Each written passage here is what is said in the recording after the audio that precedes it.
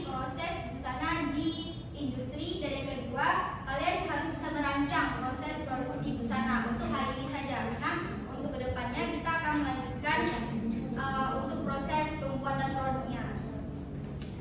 Dalam materi proses produksi busana kita akan membahas 3 topik. Yang pertama, konsep kesehatan dan keselamatan kerja di bidang busana yang telah kita pelajari di minggu kemarin. Kemudian yang kedua, proses produksi busana di industri yang akan kita pelajari hari ini.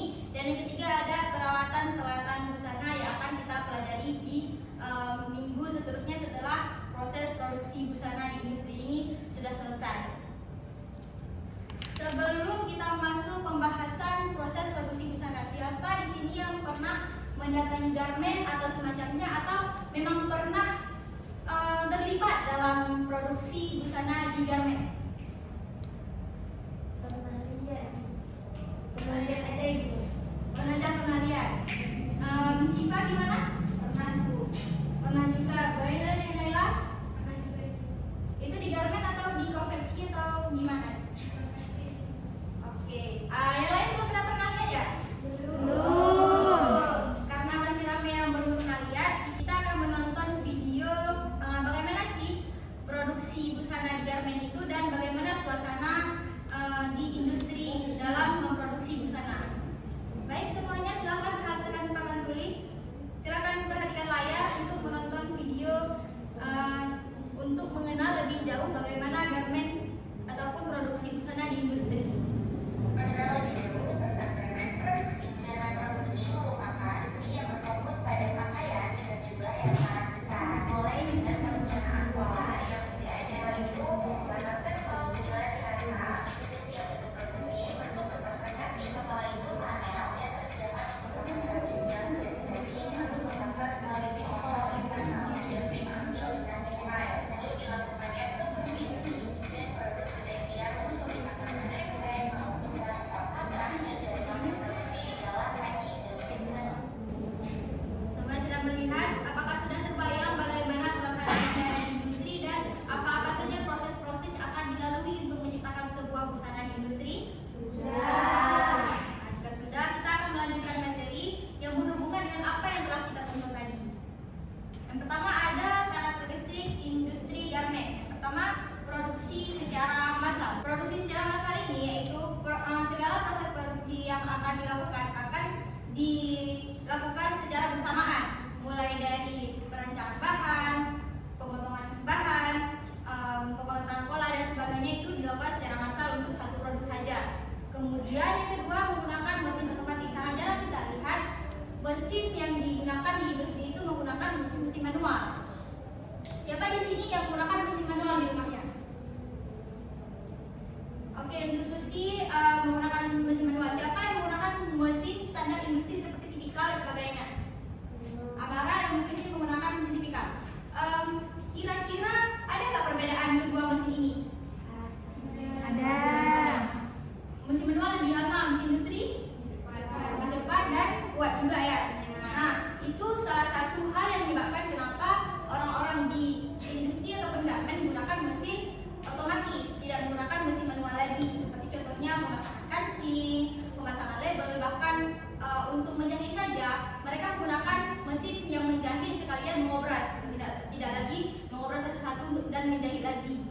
Kemudian ada yang ketiga, toleransi standar sangat ketat. Nah, di industri tertentu ada standar-standar yang sangat ketat. Misalnya, setelah produksi, semua produksi akan ditandakan siapa sih yang menjahit pakaian pertama tadi. Nanti ketika proses finishing, jika produk tersebut tidak lewat ataupun tidak sesuai dengan standar seperti terbuka jahitan, ada jahitan yang tidak kena dan sebagainya, itu akan dikembalikan ke penjahit untuk diperbaiki lagi. Kemudian yang keempat adalah menggunakan ukuran standar seperti contohnya ukuran M, L, XL dan sebagainya. Kemudian yang keempat kemudian yang kelima, potongan dilakukan dalam jumlah yang banyak menggunakan mesin potong. Untuk produksi di industri sangat jarang pemotongan kain dilakukan hanya satu lembar ataupun hanya satu untuk satu produksi busana, kecuali untuk sampel biasanya akan diberikan satu kepada si buyer ataupun pembelinya. Kemudian yang keenam, sistem produksi dilakukan secara sistem ban berjalan dan dengan sistem borongan. Sama seperti yang tadi, seperti produksi secara massal. Kemudian yang ketujuh, pakaian diproduksi berdasarkan pesanan buyer atau menurut pemilik usaha itu sendiri. Nah, di garmen itu ataupun di industri biasanya mereka memproduksi barang-barang yang dibutuhkan oleh buyer ataupun mereka memang menciptakan satu brand. Mereka hanya memproduksi brand tersebut. Di sini siapa cita-citanya menjadi brand owner? Kami yang cita-citanya menjadi brand owner, yang cita-citanya menjadi brand owner, bisa dari sekarang melihat di mana ada produksi yang cocok di kantor kita, di mana produksi busana yang cocok dengan saudara kita ataupun barang yang akan kita jual. Kemudian yang ke-8, pakaian yang dipesan oleh buyer menggunakan merek buyer tersebut atau menggunakan merek perusahaan sesuai kesepakatan dengan buyer. Seperti yang saya katakan tadi, produk-produk di industri itu akan dibeli oleh orang lain, bukan untuk produksi dipakai sendiri. Materi selanjutnya ada alur proses garment. Yang pertama ada proses desain. Proses mendesain seperti biasanya kita mendesain sebelum membuat pola, kita akan mendesain dan ada technical drawingnya juga. Misalnya nanti di bahu ini modelnya bagaimana, ada sedikit kerutan di gambarnya, itu bagaimana maksudnya dan berapa besar lipatannya. Kemudian pembuatan pola, kemudian pemotongan, penjahitan, kemudian finishing. Itu proses secara umumnya. Boleh diulang kembali rame-rame. Pertama ada proses desain, pembuatan pola, pemotongan, penjahitan, finishing. Sangat bagus. Kemudian ini Bu sudah mempersiapkan bagan produksi garment yang biasanya bagan ini menjadi pedoman. Terdapat prosedur dari pertama pemesanan produk dari buyer hingga pengiriman pesanan tersebut hingga produk tersebut jatuh ke tangan buyer. Bisa dilihat ke layar semuanya. Sini ada desain, ada sampel book. Ini prosedur lengkapnya yang kita bacakan rame-rame tadi, itu prosedur secara umumnya. Nah, jika ada proses yang gagal ketika prosedur dijalankan, maka akan kembali ke semula lagi. Misalnya seperti ini ada pemeriksaan bahan produksi, mungkin ada yang tidak lengkap, maka akan kembali ke bahan baku, bahan perlengkapan, akan dicek lagi apakah sudah lengkap atau belum. Jika sudah lengkap, baru produk tersebut di-cutting ataupun kain yang sudah disiapkan tadi di bahan baku di-cutting. Nah, dari penjelasan ini apakah ada pertanyaan ataupun ada yang masih bingung dengan bagan-bagan ini? Sepertinya Ibu rasa sudah paham semua. Sekarang Ibu akan membagikan kelompok secara heterogen. Karena kan tadi ada yang mengatakan pernah di industri, pernah melihat industri dan pernah terlibat di dalamnya. Jadi untuk Syifa, Najah dan Naila akan menjadi ketua kelompok. Ibu akan membagikan secara heterogen atau secara keterampilan, pengalaman dan pengetahuan. Jadi 3 orang ini akan menjadi ketua kelompok. Ibu akan membagikan KPD-nya.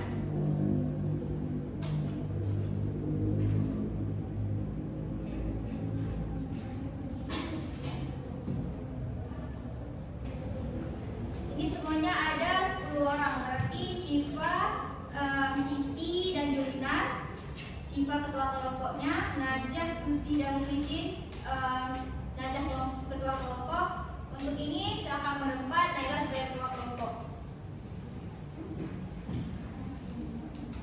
Nah, sebelumnya bisa dibuka lembaran kedua yang ada di belakang LKPD. Itu ada desain busana yang akan diproduksi. Nah, tugas kalian semua, kalian tentukan jenis busana yang akan diproduksi. Misalnya seperti kemeja, blus, celana, dan sebagainya. Kemudian pola yang akan digunakan oleh kelompok, membuat pola di bawahnya boleh menggunakan skala dengan 1/4. Kemudian tuliskan sedikit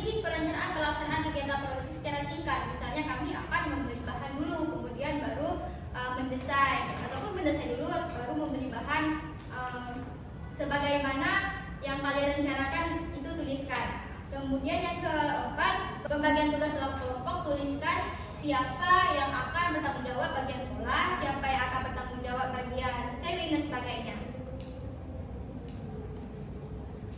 Nah, untuk di lembaran kedua terdapat bagan yang telah ibu paparkan PPT tadi. Ini menjadi pedoman bagi semua kelompok dalam proses produksi busana nanti. Ini kelompok ini akan mendesain produk apa? Blus. Oke, satu kelompok blus.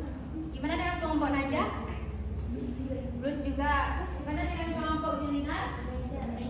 Kemeja. Berarti ini blus, yang satu lagi blus, yang satu lagi kemeja. Sudah selesai semuanya? Belum.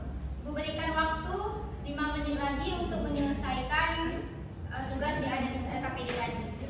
Ibu, gimana?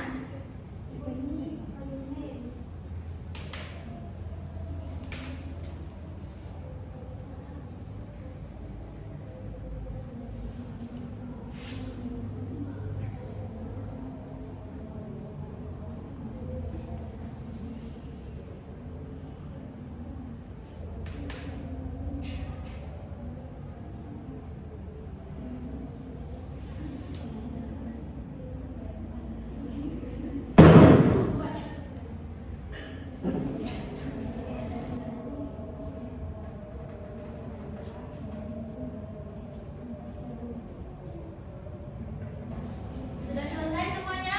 Sudah, Ibu. Pada ketua kelompok harap mengumpulkan LKPD di depan meja.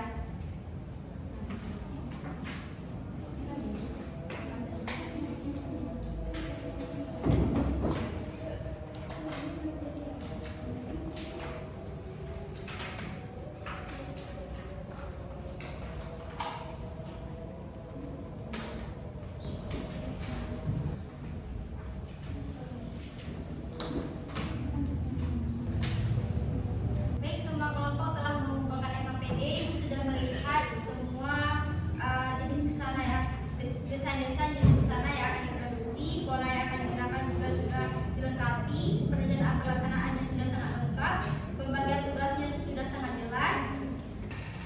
Karena semuanya sudah lengkap, kita semua sudah mengerjakan tugas dengan sangat bagus.